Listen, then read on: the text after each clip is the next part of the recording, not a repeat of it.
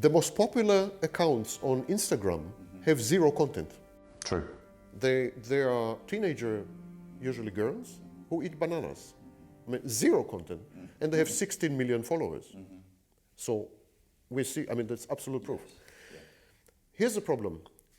Signaling invariably leads, in studies that we had, invariably leads to performance anxiety. In other words, signaling enhances anxiety. Invariably. There is no situation that signaling reduces anxiety or has no connection to anxiety. Okay. It always increases anxiety. It increases anxiety, of course, because you have to maintain not only prospective success, but retrospective success. Let me try to explain it in common terms. If your last post had 2,000 likes and your next post has 1,000 likes, you failed. Yes. So you are constantly competing against yourself, actually, not only against others and not only against the market, but against yourself. You have to exceed yourself all the time. This creates enormous performance anxiety. Actually, we discovered that 41% of freshmen who were on social media reported extreme anxiety, compared to 18% of freshmen in 1985. Right. So the number of freshmen who reported extreme anxiety tripled over this period of time, and all of them were on social media, and it was the only component that changed between the two dates. So social media did this. We can safely borrow techniques and methodologies from epidemiology and regard social media as an epidemic. As we study Ebola or similar things, we can study social media. If we do that, we discover some amazing new insights. And one of the most important new insights is what we call in epidemiology self-limitation. All viruses spread very fast and then stop. Why didn't the Black Death killed all the population of Europe? Why it stopped at half the population? Why didn't AIDS kill all of us? I mean, why epidemics stop?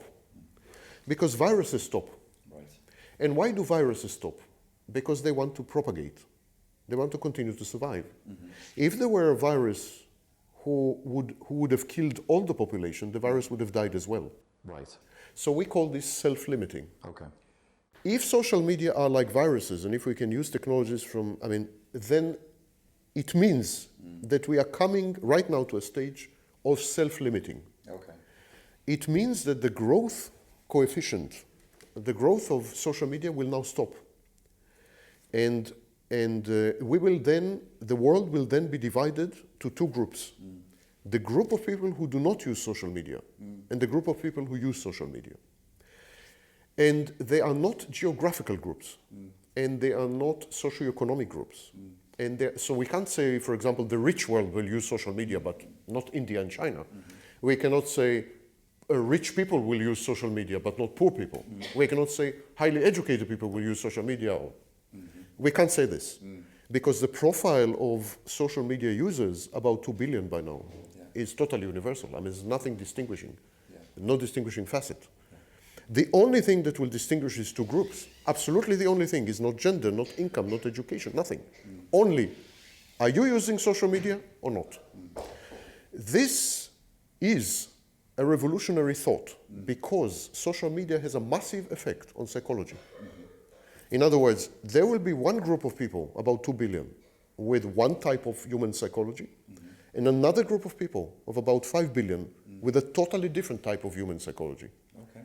And this is the first time, I think, that there is such a massive re-engineering of human psychology in between groups which count in the billions. So this is another way of looking at it. I would like to also, I'm going to talk a lot, and you can edit me out, of course. I wouldn't dare. If I were you, I would edit it. I mean, the whole thing. Just say, bloody hell, I just lost 1,000 quid.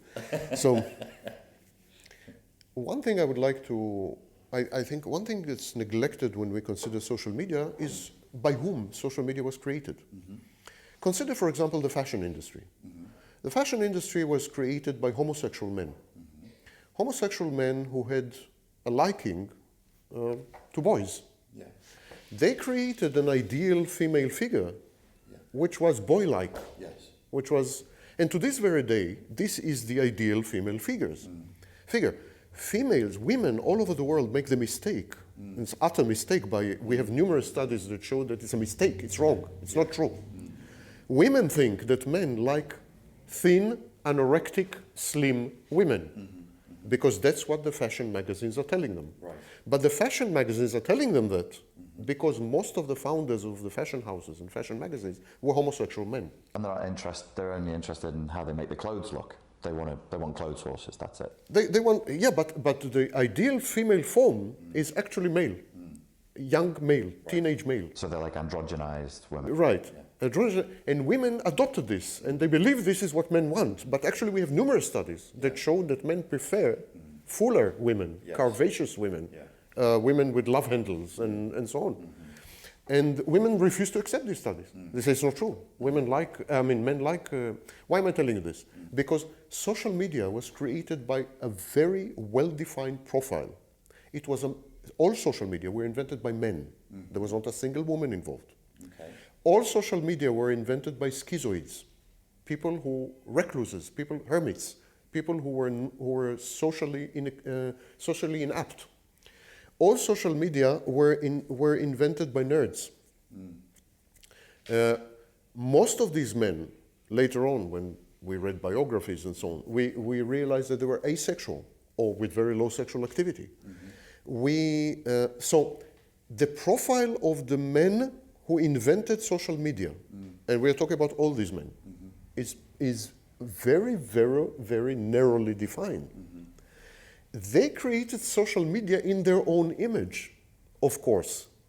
Since they were asexual, asocial, schizoid, white men, they created a tool which was geared towards asexual, asocial, schizoid, white men.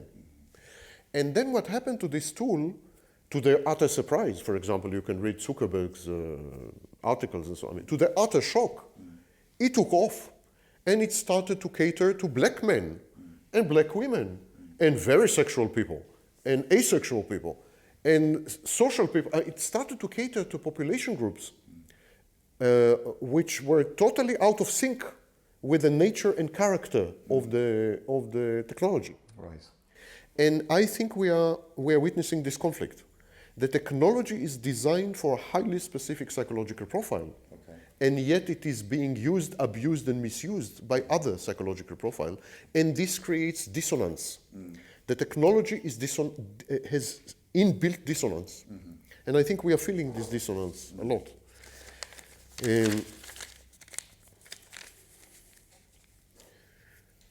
We know that exposure to social media, and more precisely, exposure to screen time, but not all screen time.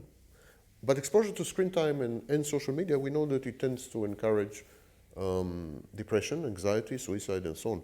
Some numbers. Anxiety among teens increased by 20% since 2007. 17% of all teens with anxiety are today with severe anxiety, life-threatening anxiety. 17% compared to 3% about 10 years ago. We know that screen time decreases happiness, decreases life satisfaction. Everything I'm mentioning has a study attached to it, or studies attached to it. So it decreases happiness, life satisfaction, and decreases self-esteem. We know that. We know that it enhances anxiety and depression. The Royal Society of Public Health published a study in June this year, June 2018, which found out that 63% of all Instagram users are unhappy. Now, we don't know whether unhappy people gravitate to Instagram or whether Instagram made them unhappy. Yeah. But since we have similar statistics for other social media, it would stand to reason that it's the platform that made them unhappy, not the other way. Okay. We know that anxiety and depression among the young, between 15 and 24, increased by 70% over the last 30 years. That's a huge... It's double, simply double. And we know that since 2010, teen suicide climbed by 31%. So teen suicide is rampant. And today, it is the first time in human history that the leading cause of death among teens up to the age of 24 is suicide. not any disease or not even accidents. It used to be accidents. Today it's suicide. That's a leading cause of death. And this is intimately connected to social media. So it raises the question, why is that? Well, I mentioned before that social media is a conditioning tool, not an addictive tool, but a conditioning tool, and that it uses a relative positioning.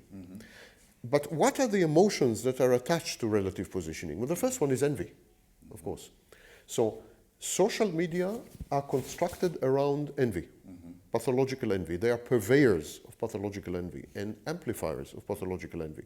And they quantify via various ranking algorithms, they quantify envy with likes, with retweets, so they quantify envy, and then they leverage envy to motivate you. In other words, they use envy to cause you to adopt some course of action. So they weaponize envy. But not only envy, but I think even more so aggression. Of course, pathological envy is a form of aggression. People confuse jealousy with envy. And here's the difference. Jealousy is when I look at you and I say, I want to be Richard Grannon. So I will study hard, I will buy the right glasses, and so on. I will develop muscles. So it will motivate me to positive action. Jealousy is constructive. It motivates me to act, but in a positive way, to emulate you. Right. Pathological envy means that I regard you as a source of frustration, that I can't be like you. Yeah. So I would seek to destroy you, yes, or to make you me. Okay. For instance, by forcing you to wear white shirts, which you will never do. So pathological envy is a form of aggression. Okay. And when we look at social media, we see that all social media encourage aggression via their algorithms and via the way they foster interactions. So they encourage, for example, peer aggression. They encourage bullying, they encourage mobbing, gang stalking, they encourage black humor, they encourage brutal honesty, and so on and so forth. You could say, what do you mean encourage? It's an empty space. I mean, you can put, in this empty space, you can put brutal honesty, or you can put compassion. It's not like they are forcing you, it's your choice how to abuse this empty blank space. Well, of course it's not true. Yeah. It's not true because these platforms have been designed to condition, or as the founders and constructors of this platform now are attesting, they were conditioned to become addictive. But it's wrong, it's not addiction, never mind. We know what they're trying to say. These platforms encourage repeat use, repeat compulsive use. And now we know from psychology that only these kind of emotions, aggression, envy, hatred, only these kind of emotions encourage repeated use. And repeat. So there is no way that they have designed these platforms without being aware that they must leverage these emotions to create addiction. You're saying that in order to guarantee that there would be eyeballs on the screen for longer and more eyeballs on the screen, they've deliberately fostered negative emotions in that space. Yes. Anger. There was no other way. Envy. Yes. Resentment. Yes. And they cannot come out and say you're wrong. Yeah. We similarly encourage love, because all psychological studies show that love does not motivate, it does not create or motivate repeat usage, repeat action, does not foster addiction. No. We have forms of love which are addictive, but then we're talking stalking, erotomaniac stalking, infatuation. Yes. These are pathological states. So pathologies. These platforms were designed with pathology in mind. It's not what I am saying. Some of the founders of Facebook and the main engineer of Facebook in the first few years have now gone public and admitted that they have built addiction into the platform. And how do you do that? The only way to build addiction into the platform is to foster, engender, and enhance exactly these emotions. Right. There is no other way. Yes. You can't encourage voluntarism or love and expect repeat usage. Simply, there's no studies that support this. Yes. So it's no wonder that these platforms ended up being platforms for hate speech, for fake news, for bullying, cyberbullying, for no wonder at all. They were built for this. Yes. They were absolutely built for this. Consider, for example, Twitter. Twitter limited the number of characters until recently to 140, now they increased it to 160. But never mind, 140. What we know is that aggressive speech acts are much shorter. I'm serious completely. There are psychological studies from the 60s, 70s, Princeton studies, and so on, that have demonstrated that aggressive speech acts are much shorter than non-aggressive speech It makes sense. If I'm going to have road rage, I'm going to say "fuck you." I'm not going to say, "Listen, I'm very disappointed with the way that you drove." For Exactly. Yes, I mean exactly. Rage will come And out. we tend to send love letters. Yes. I never heard, for example, of a road rage letter. Yeah, I love you. Fuck off. Yeah, and if you would say "I love you," Yeah. the other party would be very disappointed or taken aback. And it could be That's all you have to say. It could be passive aggressive if it was so short. So yes, this totally. No, makes but even if you say "I love you" and you mean it, Yeah. the other party would usually say that's all he has to say. I mean, Yeah. what's wrong with this guy? Right. It's I mean, that's it. Yeah. Love is effusive.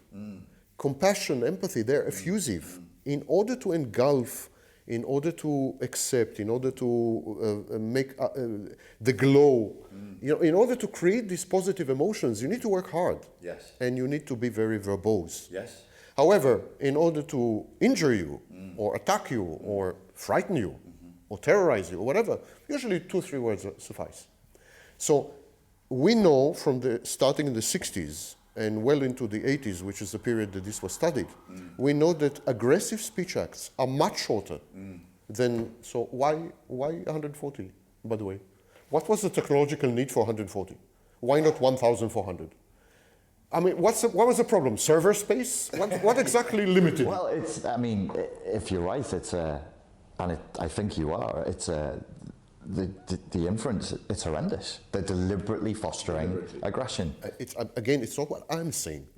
I encourage you actually in Plugged In to find the latest interview with the chief engineer of Facebook, former chief engineer. Richard found it. Former chief engineer. It's really And he says we built it for addiction and we built it with these features, with negative features. And he said, I regret it, I feel horrible, I regret what I've done. And now PBS came up with 2 programs about Facebook, which actually claim that it's an extremely, extremely sinister platform. And it is extremely sinister platform. I'm saying that it's extremely sinister because of the way it's designed and the algorithms behind it. And I'm saying this from the point of view of psychology, clinical psychology. Not, of course you can make use of these platforms in numerous ways, but you're not encouraged to. You're not rewarded for it. You're not rewarded for it. I mean, I can give you a knife, and with a wink wink and an old nod, I can tell you, if you stab Richard, I'll give you £4,000. And you know I'm good at I can do that. Or I can give you a knife and say, no, if you cut the bread for me, I'll be very grateful. I mean, depends how you're motivated. Many people would stab Richard. It's the instrument or the tool is only as good as what you are rewarded for. Sure. Rewards, incentive systems, and so on usually determine usage. I think if there was no fear of using knives on people, many more people would use knives on people. Because we have a negative incentive for using knives on people.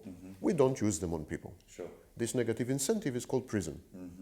Simple. If you took it away, then maybe people would Take that away, and trust me, there will be an epidemic of people stabbing people. So incentives, both negative and positive, regulate behavior. And to a very large extent, by the way, regulate emotions, which it would explain why anxiety, depression, and so on and so forth.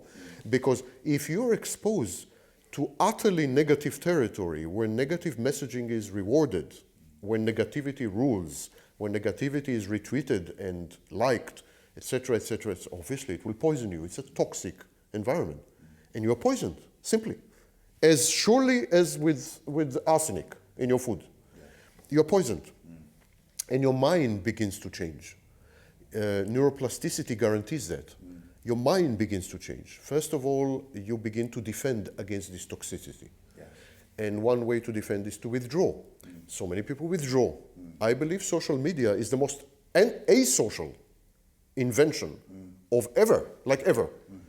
It encouraged more asocial behavior than anything before or after, in my view. Social media created an unprecedented wave of withdrawal and atomization. That's a reaction to negativity and so on. And on the other hand, those who have aggressive tendencies and so on would find social media an ideal turf.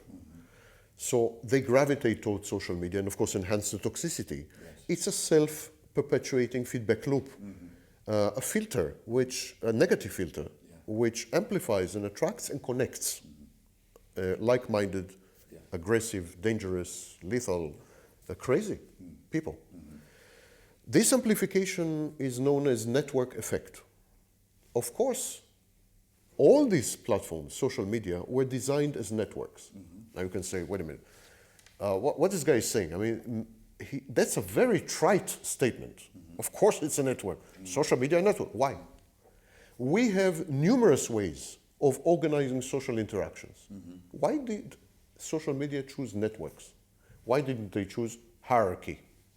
Why didn't they choose curated conversations with editors, moderators? Before social media came online, we had other ways of interacting online in the cyber world, which had nothing to do with networks. No, forums were huge, weren't they? Forums, for example. I had a forum with 250,000 members. Wow. I had a forum for 10 years, 5 years. It had 250,000 members. And it had moderators. We had 30 or 40 moderators. So it was what we call curated conversation. Everyone could say anything. It was super active. Everyone was happy and satisfied. It spawned numerous other forums. It said, what was wrong with this model? In other words, our natural assumption or instinctive assumption, we were brainwashed. We were brainwashed by social media to believe that the only way to run social media is with a network model. Right. It's not true. This model was selected on purpose because it's the only model that has what we call network effects. Now, network effects leads back to epidemiology. Network effects are an epidemic. Simply epidemic. Infection, intellectual and emotional and psychological infection of people by other people. Exactly as you would spread the Black Death or Ebola, you spread your social media. Okay. Social media could have selected, as I said, hierarchical model, curated model, and any of 20 or 30 existing models for online interaction, yet they chose none of them. They chose the only model, which is self-propagating, self-replicating, invades your DNA, your psychological DNA, alters your brain via neuroplasticity, conditions you, and later gets you addicted. The only model that does this is network, because of network effects. So this created shared psychosis, in many cases, mass hysteria in many cases, cults, including death cults, including teenage death cults, and it created new types of role models, such as school shooters. So network effects theoretically can be leveraged for good. Example would be Wikipedia. Can be leveraged. But even Wikipedia, for example, started as a network and gave up on the model. Right. Why did it give up on the model? Because it became a cesspool of aggression, misinformation, slander, libel. So at some point... You were an editor for Wikipedia from the early days, I was one of the 100 founders. You were one of the founders? We were 100 people who founded Wikipedia. It was called Nupedia at the time. Nupedia, and then Jimmy Wales threw away all of us and took over and made it Wikipedia. And Jimmy Wales Wikipedia, when it started, was Nupedia, and it was curated. Right. Each one of us had an editor. I wrote the entry for Narcissism. I had an editor who was a professor of psychology, and so on. It was curated. We still created content, but Jimmy Wales came and said, no, I'm converting Wikipedia to a social network. And Wikipedia became Facebook. Anyone could edit, anyone could interact with anyone. I mean, there was no end. It was spreading, network effects, and so on. And within 10 years, it became an utter sewage, cesspool, attacks, nutcases, slander, libel, hatred, hate speech. I mean, horrible. I had a public altercation with Jimmy Wales on numerous magazines all over the world, Brazil, Russia, you name it. And finally, I don't know if it's owing to me, I suspect not only because of me, but I was the only one who sued him in court, by the way. So finally, Jimmy Wales retreated and changed Wikipedia back to Nupedia. Okay. And today Wikipedia is actually curated. Okay. It's not a network. Right. But look what happened. The minute it became curated, the number of active editors dropped from 3 million to 70,000. People are not interested. People want the aggression. Yes, they want the chaos. They want the chaos. They want to. So, realizing human nature, you are faced with two options. Either you surf the wave, you ride the wave, or you put up dams, and you try to act civil and try to channel this energy or whatever. Facebook, Twitter, all these networks are surfing the wave. They know it's a dangerous wave. They know people are drowning. They read all the statistics of increased suicide rate, depression, anxiety. They know absolutely everything. They have designed maliciously, malevolently, and possibly criminally, I don't know. They have designed their algorithms and their networks exactly to cater to human pathology in its most extreme forms. And they have sown the wind. I am not sure they will not reap the storm. I think it's coming. So you said that it's a self-limiting virus. Do you think, like the documentary we're making with Plugged In, and we can see that other people feel the same way. Do you think this is all part of that, where people are saying, okay, enough is enough? Yes. And then you said that there will be two groups. One group will continue, the other group will no longer use social media. And then I think you said their psychologies will be molded differently. Diverge. Yeah. So you think there will actually be the social media users if they keep going for another 10 or 15 years, they'll be more pathologized, or? Yes. Yeah, okay. I think it's the first time in human history, that's why I said it's a revolutionary statement. It's the first time in human history we have created a technology that succeeded to pathologize 2 billion people. Right. These 2 billion people, most of them, not all of them, it's too late to save them. They are conditioned and addicted. And maybe 1 billion of them, or 1.5 billion of them, 1.2 billion, I have no way to predict, but some portion of them will remain on social media forever. And their pathologies will increase, and they will become sicker, more anxious, more depressed, more suicidal, more in need of therapy, less functional, etc., more atomized, more schizoid, more everything. And this group of people will be like an island. They would live on social media. It's like these famous multiplayer games, They would live in social media. It become their world. Yeah. They will swap the delusional fantasy world of social media for reality, and they will lose the reality test, which is the definition of psychosis in psychology. But this will be one group, and the rest of humanity. There has never been a case in human history of a group that big going sick, mentally sick. Never been a case, maybe with the exception of Nazi Germany, maybe. But there's never been such a case. So we don't know, and I cannot predict what it would mean. So to be clear, I think what I'm hearing you say is that people have quite literally been driven crazy, dangerously crazy, by the social media usage, and that it was designed to do that, to addict them to the social media. It was designed to condition them and to some extent addict. It's more conditioning, but it's designed to condition them. Once they got conditioned, they reacted like any conditioned or addict. They developed depression and anxiety. Yeah. However, when you develop depression and anxiety in reality, reality has the capacity to cure you, to heal, via what we call the reality test. Reality keeps sending you messages that intrude on your depression and anxiety. So, for example, a beautiful girl smiles at you. You are promoted at work. Something happens. Gradually, and this is how we overcome grief. Yeah. Grief, for example. Time heals everything. What do you do if you are if you're firewalled from reality and you live in a toxic environment that gets increasingly more toxic, where you're exposed only to toxic messages and where you are engaged in a toxic activity of social ranking, which is made public in order to shame you and motivate you to further go into the toxicity, it's a self-perpetuating loop. Right. You have no countervailing influences. Yeah. And so it becomes what we would define as psychotic disorder. I mean, it's a psychotic world. It's a bubble. Yeah. So it's the first time it's happening in human history. I have no way to predict what would such a billion people do. Sure. Because they're spread everywhere.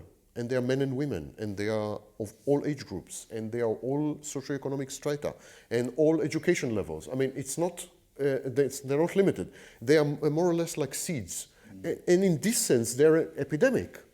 When there's AIDS, you have AIDS in San Francisco, you have AIDS in Paris, you have AIDS in Africa, you have AIDS in China. It's in this sense, I'm comparing it to a virus. It's a group of sick people who were exposed to a virus known as social media. And now they have sickness. Every virus is self-limiting. This documentary is a manifestation of self-limitation. But we have other phenomena which are even more impressive than this documentary.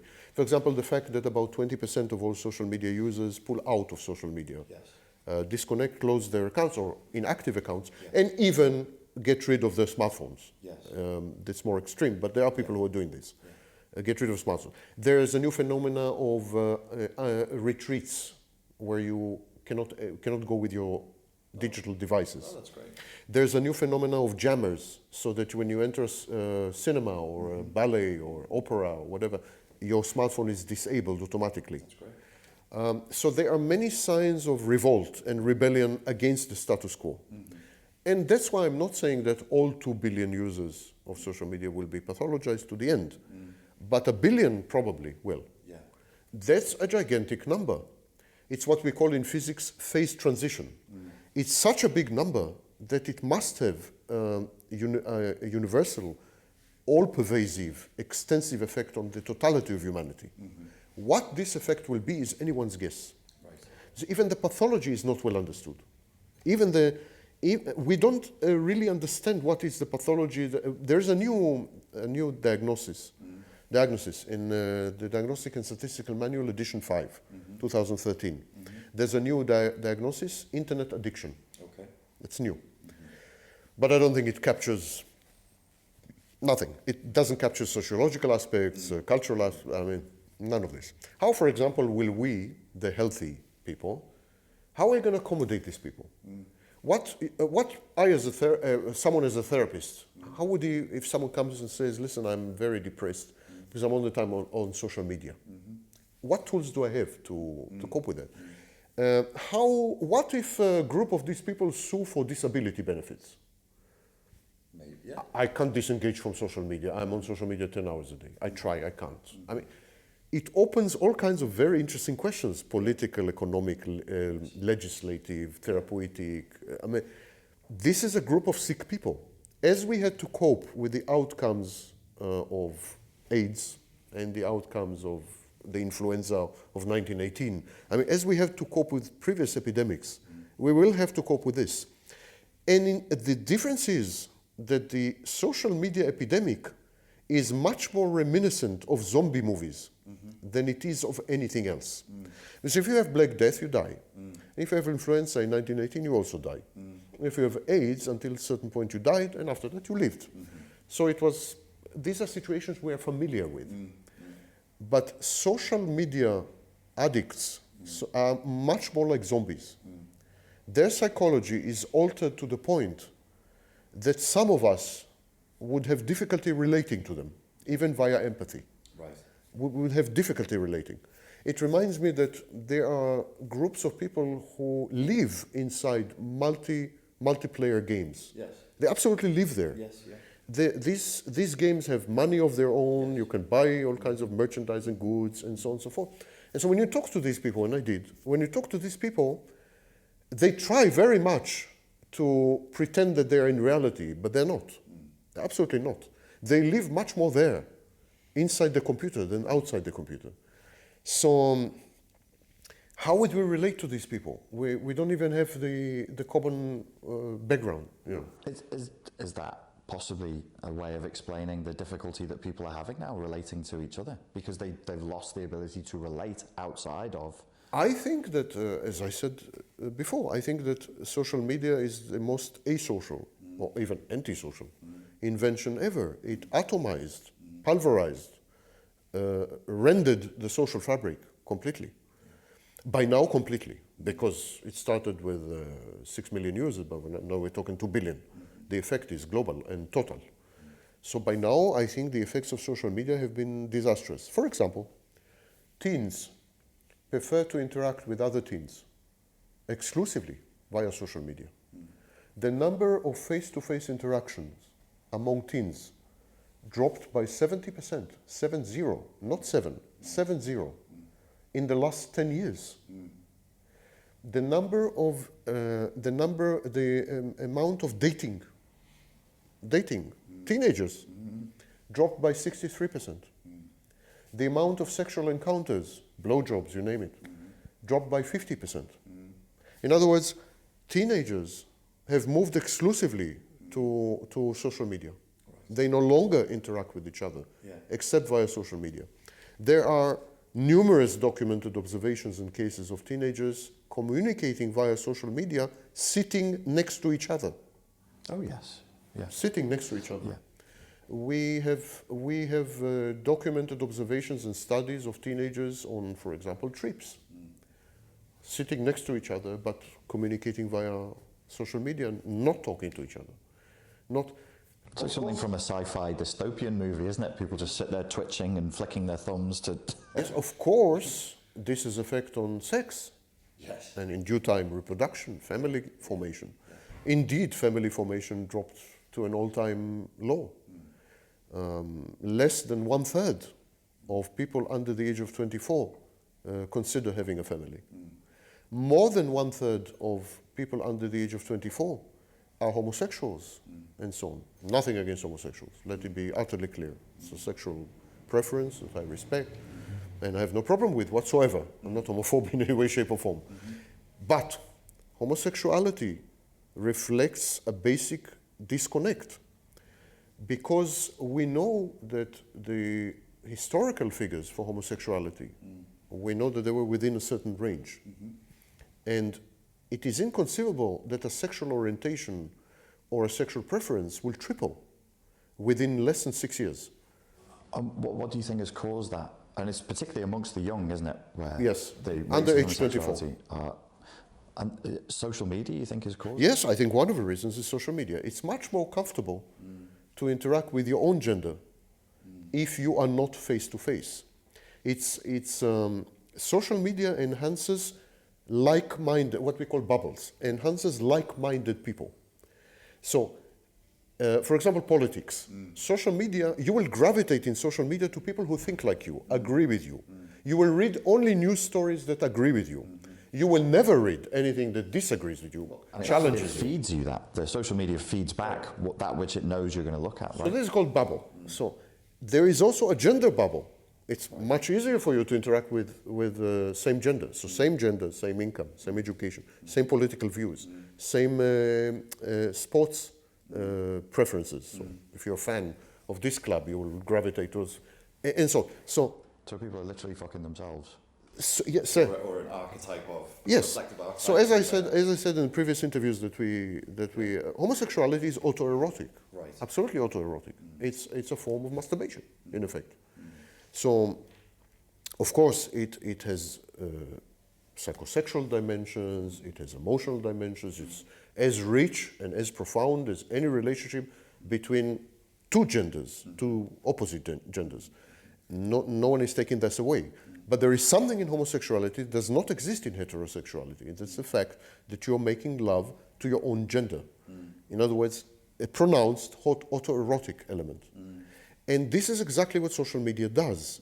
It closes you down, it fragmented society into identical groups. And I call this phenomena identicalness. We'll talk about it when we talk about malignant egalitarianism. Identicalness is the tendency to propagate, to collaborate, and to interact only with people who are very, very, very, very, very much like you. And of course, the epitome of this is the selfie. Yeah. Because in the selfie, what you're doing, you're interacting with the only person who is 100% like you.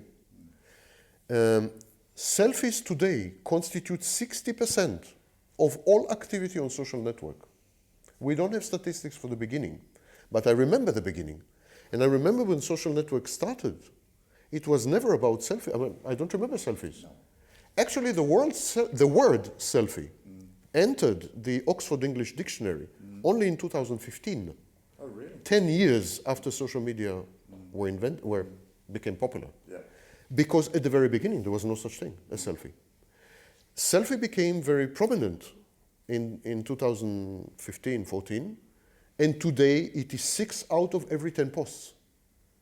In other words, 6 out of every 10 times we interact with ourselves. Yes. We watch ourselves, we shoot ourselves. And then we're inviting the world, in inverted commas, to look at us too. I'm looking at me, look at me too. Look, I'm looking at me, you look at me, me. And so I would put it like this, as far as autoeroticism, not as far as depth of emotions, not as far as depth of interaction, but as far as autoeroticism, there's heterosexuality, which is very different. It's not autoerotic, it's different. It's heteroerotic, having sex with the other. Then there is homosexuality, which is having sex with someone who is 50% like you. I mean, almost you. And then there is selfie, which is masturbating, having sex with yourself. Indeed, the main sexual activity between 15 and 45, 15 and 45 among men is masturbation. Right. It had become the main sexual activity. That's frightening. 51% of all internet users consume pornography on a daily basis, at least once a day. And this in order to masturbate. If you look at only the male side of internet users, it's 90%. Women do it much less. So we have a situation of making love to ourselves, literally, making love to ourselves psychologically, falling in love with ourselves. If you take photos of yourself all the time, you must be in love. Developing emotional investment in ourselves. This is known as catexis. Catexis is emotional investment. Object relation theory in psychology told us that we start by being emotionally invested in ourselves, and then we learn to externalize this investment and invest in others. And this is called object relations. We invest in objects. But social media reverses this process, creates regression. Indeed, social media encourages very, very primitive, infantile, baby-like defense mechanisms, such as splitting. You're either my friend or my enemy. You don't like me, you are my enemy. You like me, you're my friend. It's the like-dislike. It's very binary, binary state. You know, very, very primitive, baby-like. Today, Facebook added emojis and all kinds of possibilities. But have a look. Take 1,000 posts. No one uses them. No one uses them. Vast majority are still using like, dislike. Yeah. A few, tiny few are using wow or very few. Yeah. No one uses them. Yeah. So it's very binary. So it's splitting is an example. Like you're my enemy, you're my friend. Black and white thinking, catastrophizing. That's why we have conspiracy theories and so. Social media caters to the most primitive defense mechanisms, behaviors, traits. It is, in this sense, psychologically regressive. Right. And here's the problem. If they had good intentions, you could say, okay, they tried it, they got it wrong. No. It's all by design. That's the shocking thing. There is no difference, therefore, between social media and tobacco. Right. Or drugs. In effect. I can see a world where social media will be banned. I will not be shocked at all. Yeah. Frankly, on psychological grounds alone, I would have banned it, of course. Anything that increases suicide by 31% should be banned. And so I was going to suggest within the paradigms of this documentary that maybe we don't say to people, look, you don't have to stop, but maybe reduce it. But based on what you've said here, really the only responsible thing to do is to stop. If it's that toxic that it's actually designed to actively encourage aggression and envy in the way that you... And regression. And regression. And as when you regress, you don't have control. Yeah. So lack of impulse control. These are also very, very serious and sick pathologies. But forget all this. There is a direct link, established now beyond any doubt, on 3 continents, between this thing, anxiety, depression, and suicide. Simple. In the most vulnerable group, 15 to 24. If there were a drug, a legal drug, that would have created the same effects, it would be banned by now. Banned. If someone came up with a pill for, I don't know what, a muscle-enhancing pill, energy-giving pill, and teens would take it, and then suicide would shoot up 31%. The pill would be banned, don't you agree? Absolutely. That's what social media is doing. So that I can't say to people, you can have a little bit of this highly toxic substance. Of course you can. Yeah. And it's very telling that social media is not doing this. For example, why not limit the usage to 2 hours a day? Why not have a clock, an inbuilt clock, that I can use my Facebook only 2 hours. After 2 hours, Facebook will block me. Well, Instagram just last week put a clock in, and I imagine Facebook will too, because they know that documentaries like this are being made and that the tide is turning. If such clocks are introduced, it only enhances my proposition that it's an epidemic. Yes. Yeah. But that's not the real question. The real question, why wasn't it done 10 years ago? Why wasn't it built that way? If the whole platform was built for addiction, as the chief engineer himself admits, if you knew that you were creating addiction, why didn't you limit the number of pills? Yeah. Why didn't you limit the usage? Yeah. Ab initio, from the very beginning. Why did you have to wait until, by rough estimate, 20,000 teens died every year, every single year? Why did you have to wait for this to happen before you introduced a watch? I was being pulled up in front of the Senate committee, and I think even in Britain they're trying to get him in front of some people here to question him as well. Yes, because tobacco. It's exactly the same strategies of tobacco. Tobacco companies knew it's addictive. They introduced ingredients that made it addictive.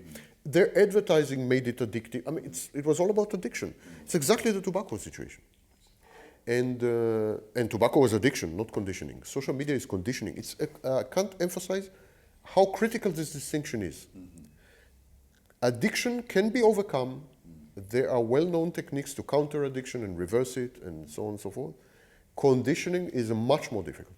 Much more difficult. Conditioning, undoing conditioning, is more like the type of work that we do when we're dealing with trauma victims, isn't it? Yes, trauma victims have some conditioned affect and behaviors. But no, we're talking much deeper conditioning. Conditioning, for example, to food or to pain aversion, and so on. So primal conditioning. It's primal conditioning, yes. The social media, because listen, we are social animals. The most terrifying thing for us is not to have food, not to be in pain. Pain doesn't frighten us. Food doesn't frighten us. The weather doesn't frighten us. The most frightening thing for any of us is to be ostracized, to be excommunicated, not to belong. Yeah. It's absolutely by far the most frightening thing. We can look at history. People prefer to die, just not to leave the community. The biggest weapon of the Catholic Church for 400 years was not burning on the stake, auto da fe. It was excommunication. The worst heretics were left to live, but they were excommunicated. When Benedict Spinoza, attacked the Jewish perception of God, when he attacked the concept of God in Judaism, he was not killed, he was not stoned as the Talmud dictates. He was simply excommunicated, that's all. He was thrown out of the community. There is no bigger punishment, none. If I was threatened with lack of food, or no one will talk to me for 10 years, but I mean no one, not even you, no one. I don't know what I would have chosen. Yeah. I think I would have chosen to go hungry. Yeah. It's nothing more frightening. It's brutal. It's a brutal. And this is what social media is threatening you with. If you don't behave in certain ways, if you are not negative, if you are not hate speecher, if you don't behave in certain ways, your likes will be nothing. Your likes will be minimal. You will not be retweeted. You will be ignored. You will be excommunicated. If you want to belong, this is what you have to do. Do it. Be aggressive. Be split. Dumb down. Don't be intellectual. Dumb down. Keep it simple, stupid. I mean, they don't tell, I mean, there's no manual how to be popular. It's coercive. Trial and error. Trial and error. And then you discover, if I am stupid, I have more likes. The stupider I am, the more likes I have. The more scarce or sparse the content, the more likes I have. If I put a banana peel, I will get more likes than if I put Aristotle's quote. If I don't use long words, I will be more popular. If I don't pretend that I know something, or if I don't tell people that I know something, I'll be. So you dumb down. One of the things it does is it forces you to hide your true identity. Social media forces you to become not you, to deny critical aspects of you. If you're intelligent, you have to deny that. If you are empathic, you have to deny that. If you're compassionate, you have to deny that. So it forces you to conform to some kind of ideal that is essentially aggressive, regressive, infantile, and in one word, narcissist. Narcissistic psychopath. Yes. I'm not proud, but I'll say it. I watched a YouTube video that was talking about promoting yourself on social media, and it advertised, it said there's a thing that you should do, and if you're traveling, you should take a selfie of yourself and show people that you're on a plane. And I was like, that is the dumbest, most narcissistic and pointless fucking thing I could do with a smartphone. I tried it the next day. The most likes I've ever had in a post. And then you saw me repeat that again and again and again. People loved it. Yeah, I'm like, 1,000 likes. it's not a picture of anything. It's just my stupid face on a plane. That's a highly sophisticated intellectual statement compared to some other things. I mean, I swear to you, there's a girl, I'm not kidding. There's a woman, I think she's Russian, girl, teenager. She has photos only with bananas. She is peeling banana, she's eating banana, banana peel is on the floor. By the way, no text. No text. She and banana. I must give her points for creativity. I mean, how many things can you do with a banana without doing what you can do? So, but that's it. And by the way, 20, maybe 20 posts. I mean, not not very active.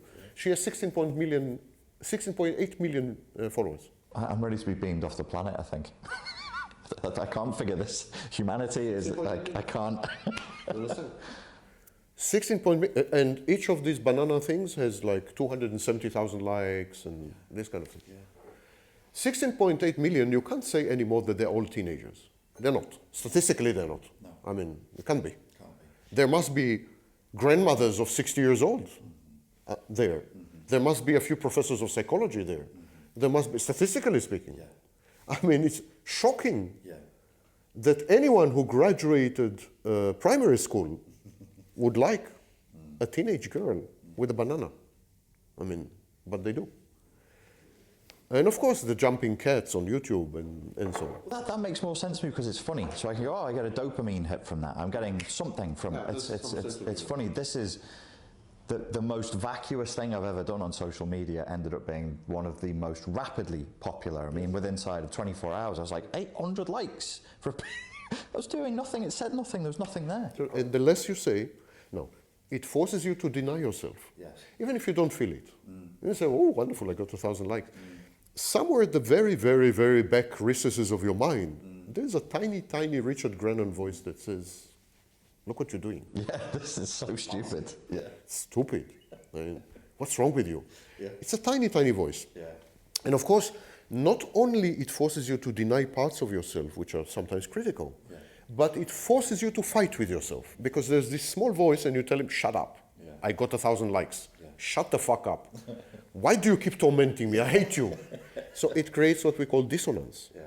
All behavior on social media is dissonantic, is dissonance-based, all of it. Because even when you post a selfie, it is automatically sharing the selfie with people you don't know, you don't care about, and haters. potential haters. I mean, you're opening yourself up, you're vulnerable.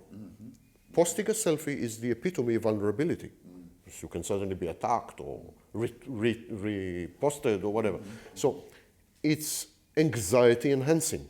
The minute you post a selfie, your level of anxiety shoots up. Absolutely shoots up. Of course, after a million times that you're anxious, after 200,000 times that you have a fight with your inner voice, after 300,000 times that you denied part of yourself, you become depressed. Yeah. These are the makings of clinical depression. Right. We are clinically depressed when we deny ourselves. We are clinically depressed when we have constant dissonance and feel helpless about it. Dissonance means two forces, two equipotent forces, two forces with the same power that tear you apart, in effect, and so on. So these are the makings of depression. And indeed, teens who were interviewed and were asked the simple question, does it make you feel good to be on social media? A big portion said, I think about 40-something%, said that it makes them feel very bad. Another 20-something% said it makes them feel bad. Only 3%, said that it makes them feel good. Shocking. That would make you just ask the question, why do? Why are they there? Conditioning. Precisely what I'm saying. The only reason we do things that make us feel bad is if we can't help it. Yes. And the only things we cannot help are addictions and conditioning. Right. I maintain that social media is conditioning, not addictive. Of course, every conditioning looks like addiction because these are compulsive behaviors that you cannot control and so on. So they look the same, but they're not the same. They're not the same at all. For example, one of the main features of addiction is that it provides you with a meaning. Take the drug addict. A drug addict has to get up in the morning, find money, steal from his mother, find money, and then call the pusher. If you look at it from outside, it's a bit like business. Yeah. You have to get up, you have to manage a business. There's a mission. And the product, he has a mission, he has a purpose, he has a goal. It's goal-oriented. At the end of the day, he has a product. He consumes the product. It gives him a high. So it provides meaning. We call it exoskeleton. It provides a meaningful exoskeleton. Conditioning, no. Conditioning doesn't provide meaning. Conditioning is totally automated. Like, I want food, I press lever. I don't want pain, I don't press the lever. Right. It's like the lever is my meaning and I'm goal-oriented. It's utterly automated, robotic. And most of the behavior on social media is robotic. It doesn't give meaning. It doesn't endow you with meaning. It's utterly robotic in the sense that it's one-on-one. You push results, and again you push. Yes. And the result creates the next push. Yes. So if I put a selfie and I get 100 likes, I will try to put another selfie so that I get 1,000 likes. And this is conditioning. Yeah. It's one of the differences. Addiction is a much more complex phenomenon than conditioning. Social media is simple. There's no complexity there. Actually, there's a hatred of complexity. Yes. That's why 140 characters. Yes. There's a hatred of complexity. Yes. It's anti-complex. And so this is one of the telltale signs. The simpler the activity or the platform, or the more it is geared towards conditioning, than towards addiction. Okay. Anyhow, a few perceptions. Where I was pointing towards is the age issue, and I mean literally the age of the person who's using the social media and when they were born, the age in which they were born. If you were born post 1990, I guess by the time you are coming into your sense of self more socially, which would be adolescent years, wouldn't it, after the age of 12, this is when social media probably will have the most sway over your perception of yourself and the world. Do you think that if you were born into using internet, that you're more susceptible and more vulnerable to the ill effects of it? I think there are three assuming the internet has an all-pervasive influence, as I've just claimed, I think there should be three groups. One is people who were exposed to the internet in their late 20s, 30s, 40s, etc., and that would include dinosaurs like me. Then people who were exposed to the internet during adolescence, and digital natives who were exposed to the internet during the formative years, which were born with a tablet and were exposed to the internet. I think the first group still uses social. The first group, I mean the oldies, still use the social media as a form of communication, essentially. Reconnecting with old flames and old pals and so on and so forth, creating social network in the full sense of the word, communicating as they would have done on a telephone or earlier via mail, post office. So they would see social media as a natural extension of the telegraph and the telephone and the post office and so on. And therefore, I think they would miss out on all the pernicious effects of social media, because they would limit their communication to the swapping of information, the expression of very basic emotions, and the coordination of meetings, essentially. And the second group would be, so they would be extremely reluctant to use social media for any truly intimate communication, conversation. They are more face-to-face, more... The second group are people who've been exposed to social media during their adolescence. And they would tend to use social media for social positioning, for competition, for connecting, but for highly specific purposes. So for example, connecting romantic, using it as a romantic aid, or using it in order to exchange information about preferences in music, preferences in movies, and so on and so forth. Again, the communication would be superficial. It would be emotionless in many ways. And so even this group, I would say, is pretty safe, because they have had exposure during the formative years to alternative methods and ways of communicating. Digital natives are doomed. They're doomed because social media pervades all types of communication as early as 6 years old. I have seen 6 years old communicating on social media. I've definitely seen 9 years old and 10 years old and so on. The thing with social media is that the gratification is instantaneous, response times are very fast, therefore any hormonal or other effects in the brain are immediate and addictive.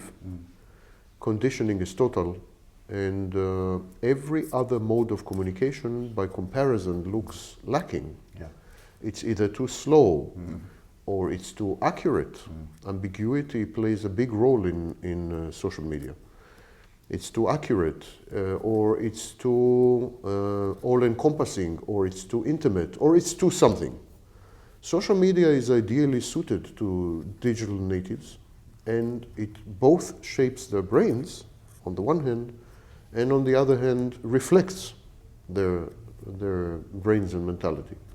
They grow up in a world where attention span is very truncated, where the emphasis is on communicating unbridled, sharp emotions, clear, very primitive, very infantile, where all the defense mechanisms are activated in every interaction, where aggression and similar negative emotions are freely expressed and used as means of social control, or peer control, to be more precise. So this is their world. Social media is well suited to it. They have no alternatives. They never experienced anything else. Their face-to-face interactions are very limited, if at all. Families have disintegrated, don't forget. We are talking about generations which also, concurrent with the experience of social media, lost all other social experience. People who are 40, 50, 60 years old have experienced the family. People who are 20, 30 years old people who are 40, 50 years old experience the extended family. Yeah. So the nuclear family, grandfathers, grandmothers, and uncles, and so on. People who are 20, 30 years old experienced only the nuclear family. And people who are 15 to 25 years old experience no family whatsoever, statistically speaking. Right. 40% of them grew with single mothers, and about 70 to 80% of them come from divorced families. So the lack of all other social interactions and all other social dimensions makes it impossible for them to compare, to develop critical thinking about what they're experiencing, to realize the limitations and problems of social media, and so on and so forth. Social media is the only social world they know. They have no family, they have nothing else to compare it with, and also because they are not intermeshed, because they are not embedded in other types of social interactions, social units, there's also no control. Yeah. There's no control over the usage of social media.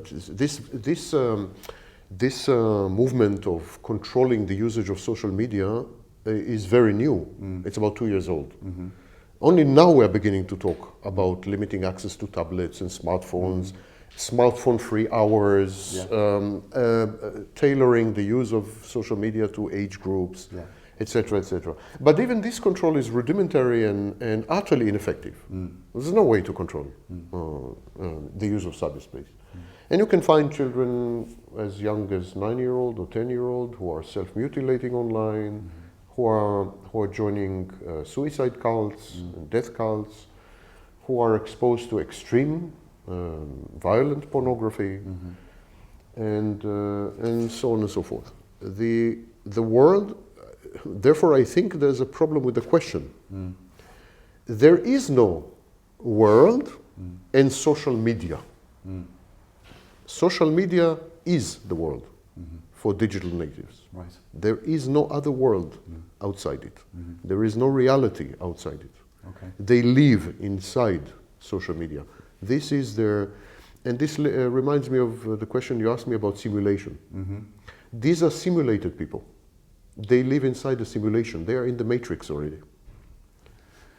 You said they're simulated people. They themselves are experiencing themselves as simulations. You know, They don't experience. They experience themselves as real people who are leading real lives, but they don't. Yeah. They are living in a matrix. Yeah.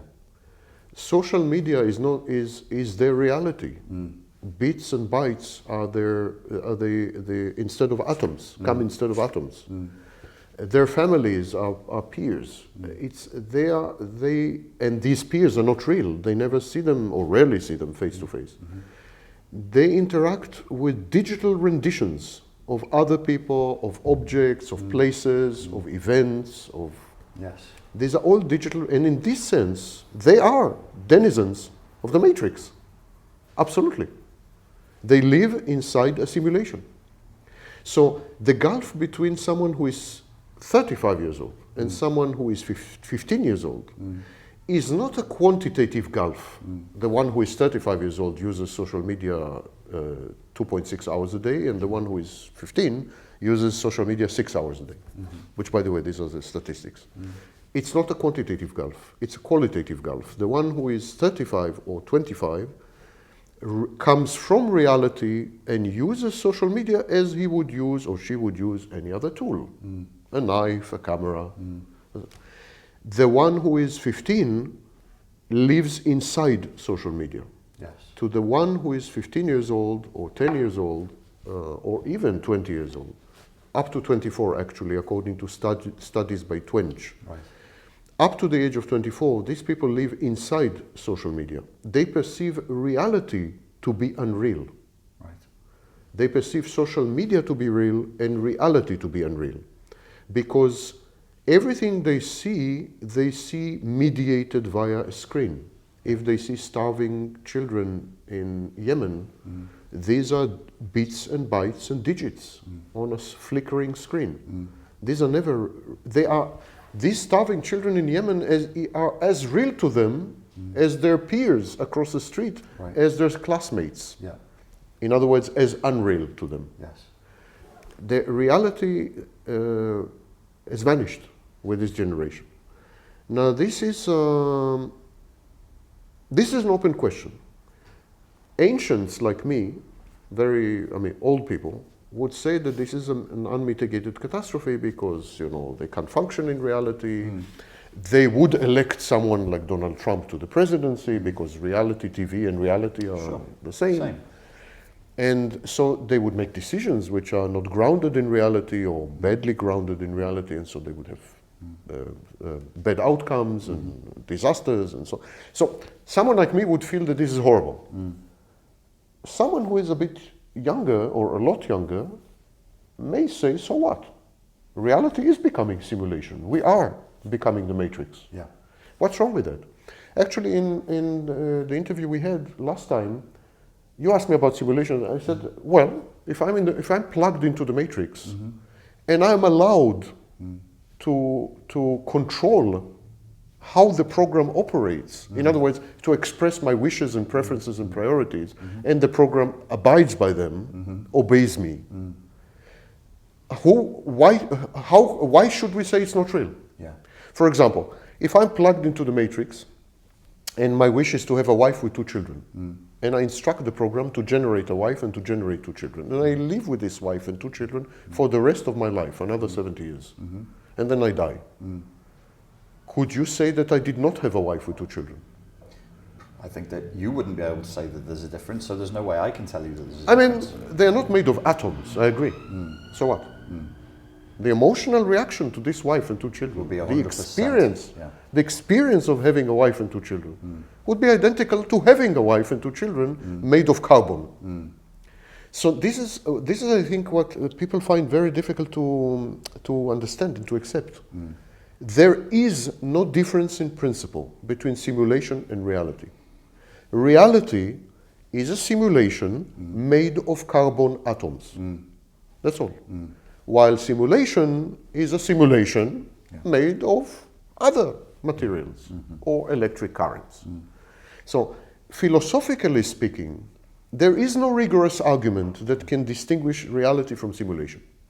And if these children live in social media and in cyber world for the rest of their lives and never ever meet another human being made of atoms, I cannot say that their life has been meaningless, insignificant, lacking in any way. I cannot. I want to ask you a selfish question. I'm single, but I'd rather be in a relationship, and I've been trying for about 6 months to get myself into one. It's very, very hard, and there's a lot of difficulties that I've associated with it, and I want to just pull up 2 things. You said that social media encourages ambiguity. It encourages a lack of intimacy. Could you tell me why that is, and do you think that that would bleed out into the real world? Because these are the things I'm struggling with. People's communication is extremely ambiguous, and there's a terror of intimacy. Just the intimacy of meeting face to face creates this relationship destroying terror. Like, you will be fine until you want to meet in flesh and blood. Now that's a problem, because you've only ever met my false self. So why does social media need to be ambiguous and non-intimate? The only antonym of ambiguity is intimacy. The only way to disambiguate anything is to get to know it. Right. And the only way humans get to know each other is via intimacy. Okay. So when we become more and more intimate with another person, that person becomes less and less ambiguous to us. Right. Every initial contact is always ambiguous. And every relationship always ends in certainty. It could be very bad certainty. Sure. He's not the guy for me, he's not the girl for me, it's not the girl for me. But it's always certainty. Absolutely, yeah. The thing is that social media is structured to prevent certainty and to deter intimacy. And the reason it is structured that way is because intimacy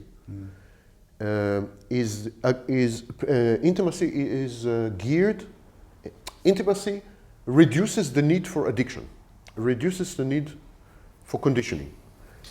Intimacy is, in a way, the biggest addiction. When you are in an intimate relationship, it usually consumes most of our emotional resources, cognitive resources, and so on. There's simply no time for other addictions. Or to put it very bluntly, intimacy competes with Facebook. Yes. You're either intimate or you're on Facebook. So intimacy, and of course intimacy has social aspects. It's a social activity. It's an interpersonal activity, but it's a social activity. Because you are never only intimate with one person. The minute you're intimate with one person, you're also automatically intimate with her friends, with her family, with her background, with her even city. We never are intimate with one person, we are always intimate with networks centered around one person. In a way, intimacy is a mini social network with extreme addictive power, which of course renders the likes of Twitter, Facebook, and everything else. Twitter and Facebook purvey and rely on loneliness. They need atomized, schizoid, separated, hermits, recluses, nerds, socially inapt, socially unable to bind and to bond and to be intimate. They need this kind of population. It's the only kind of population that becomes conditioned and addicted to social media usage in lieu of real contact and real relationships. We know that manufacturers of products introduce into their products two elements. We know that. First of all, they try to make the products indispensable. Here, we have iPhone 7. Why? iPhone 3 works perfectly. Because they have rendered the product indispensable to our lives via as a status symbol, via branding, via new functions, so-called new functions, and so on. So all manufacturers try to render their products indispensable and built into the products obsolescence. These are the two mantras of manufacturing. Same goes with social media. Social media tries to render itself indispensable and would obliterate any threat to itself. The biggest threat by far is an intimate, mature, adult, healthy, engulfing relationship. So social media are anything but social. They need atomized, lonely individuals. And the second thing is obsolescence. Social media expires much faster than any product. The minute you post a tweet and the minute it's been liked, 24 hours it's dead, later it's dead. It's obsolete. And you need to renew the product. You need to post another tweet. You need to tweet again. These are the only manufacturers in the world who made you their employee. It's the only manufacturing industry in the world where the users are its employees. When you buy an iPhone doesn't expect you to go to Foxconn in China and put the components together. But when you use social media, you generate the content. Think about it. It's supposed to be a content platform, yet you generate the content. It's selling the content to advertisers, but you generate the content. It's supposed to be a communication platform, but you communicate. You do everything. Twitter and Facebook are dumb, idiotic, blank spaces, doing nothing but obeying your input. You are working for Facebook and Twitter, and others, of course, that I'm not mentioning.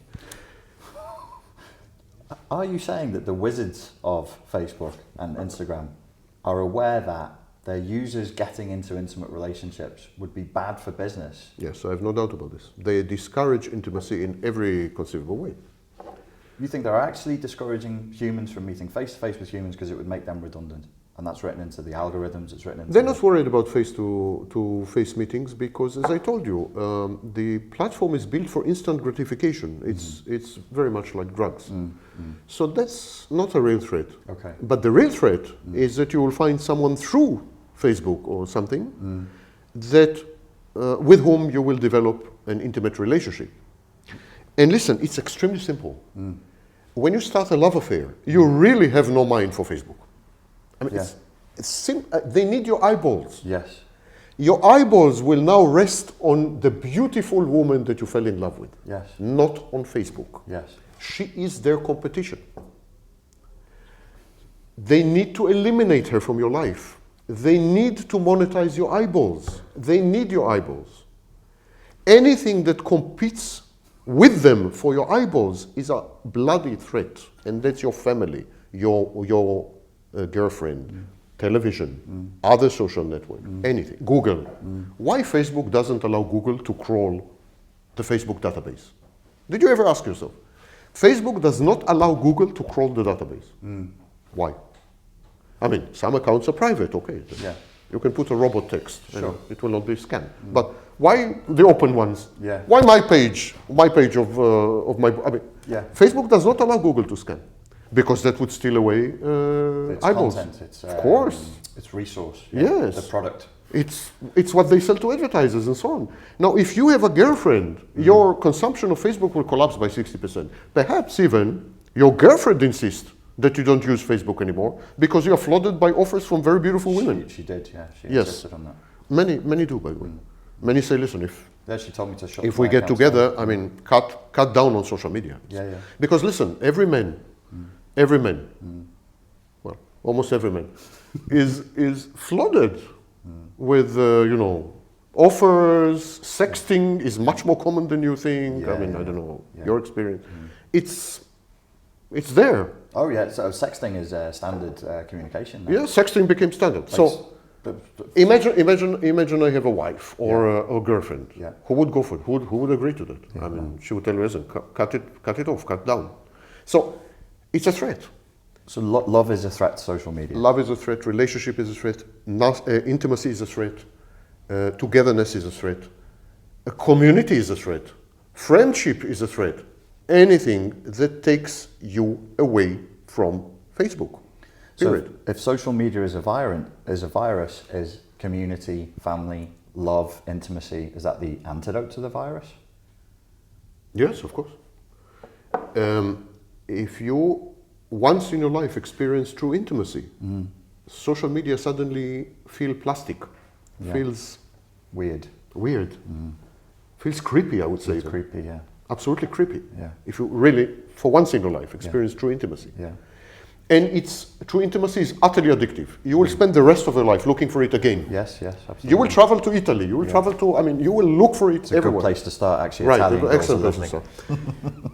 start. You will look for it again and again and again. It's poets have been writing poems for the entirety of their life because they've experienced love when they were 21. Real cases. They experienced love when they were 21. And when they were 70, they were still writing poems about love. What is love? How is love? It's love. We know, by the way, physiologically speaking, love is addictive. Yeah. Absolutely addictive process. Yeah. Why would you not assume that one addiction fights another? Sure. For limited, scarce resources, your eyeballs, your time, your money. But social media.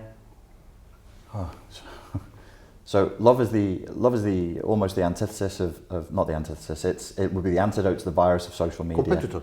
Is the competitor. Competitor, simple. So if I'm trying to generate intimacy with people whose brains are conditioned by social media, I am doomed to fail. Absolutely, yes. Because they will be ambiguous, counter-dependent, shy of intimacy. No, they will be conditioned against intimacy.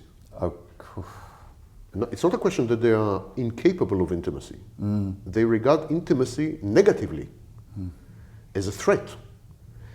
They regard intimacy as a threat because one thing that most people neglect to mention is that most interactions on social media are painful. Social media creates faux intimacy, fake intimacy. But even that, because it's very minimal, but even that is usually accompanied by some dose of pain. In other words, you put your selfie up. It's a kind of intimacy. I mean, very minimal, tiny, but still it's intimacy. Of 10 comments, 3 will tell you how ugly you are. And I'm being generous. yeah. 3 will tell you how ugly you are. Never mind if you're not, never mind if you are superstar. Yeah, it doesn't matter. 3 will tell you how ugly you are, just to pain you, to hurt you. Yes, It's sadistic. It's so People are conditioned to expect and experience pain from even tiny minimal exposure. Now imagine intimacy. You expect intimacy from these people. Yeah. Are you kidding me? So you're saying they're conditioned to find micro-intimacy very painful, so they assume major... That macro-intimacy is 1,000 times more painful. Torture. 1,000 times more painful. There is also, as I was talking... That's conditioning, by the way, not addiction. That's conditioning. It's an example of conditioning. The other thing I'm thinking is, of course, if I've met them through social media and I've seen them with their filters and the photoshopping and everything else, the last thing they want is for me to meet because intimacy, as you said, was the lack of ambiguity. It's getting to know someone. Then I will see you as you are, not as you have been projecting yourself. Yes, social media encourage you to present only specific aspects of yourself, or even photoshopped. Yeah. Kind of modified. But even those who are totally honest and don't Photoshop their photos, even they are, of course, extremely selective what they present. And they're selective because of the pain. Yes. I mean, I would love to be intimate and vulnerable on social media, but then I can expect thousands of... Oh, you'll be stabbed. I'll be stabbed to death. Yes, psychologically speaking. I'll be stabbed to death. I had an extremely painful childhood and so on, and sometimes I want to share. I'm going through a very difficult period now, but I would never do this on social media. Never. So if ab initio, if from the very beginning some things are excluded, from the very beginning, some things are excluded, then it's not real communication. And it has very little to do with the real person. Yeah. These people learn to interact on superficial levels. They can never go deeper because they're terrified, they're pain averse. What social media has done, it has exponentially multiplied the amount of negative social interactions and pain. Exponentially. You know, there are these stories by Thomas Hardy and others about a small village or a small town, and you did something wrong, and then all the town is gossiping about you. That was how many people? How many people gossiped about you? 2,000. Yeah. You can be easily attacked on a typical day by 20,000 people. Easily on social media. Easily. Thomas Hardy, in the worst nightmares that he created, like the mayor of Casterbridge. This was the worst. I mean, this guy committed a crime, had to escape, this, that. If you count in the novel how many people criticize him, we are talking, I think, about 60. Right. Any post on Facebook would get a bigger number of negative reactions. Yes, without a doubt. So social media amplified exponentially the negative aspects of social interactions of all kinds, and especially intimacy. In other words, pain aversion, conditioning. Yes. When the dog presses the lever to get food and is electrocuted, he would prefer to die of hunger. Yes. Fact. Yeah. It's a fact. Of course. Dogs die of hunger in experiments because every time they press the lever, they got electric shock. That's what happens in social media. Every time you press the lever, you get an electric shock. Yeah. So you don't press the intimacy lever anymore. Yeah. And even when it's offered to you in a safe environment, you would still not press it. When the electric shock was disabled, the dogs still did not press the lever. Yes. They died, simply. Yeah. And that's what is happening to all of us. We're emotionally dying.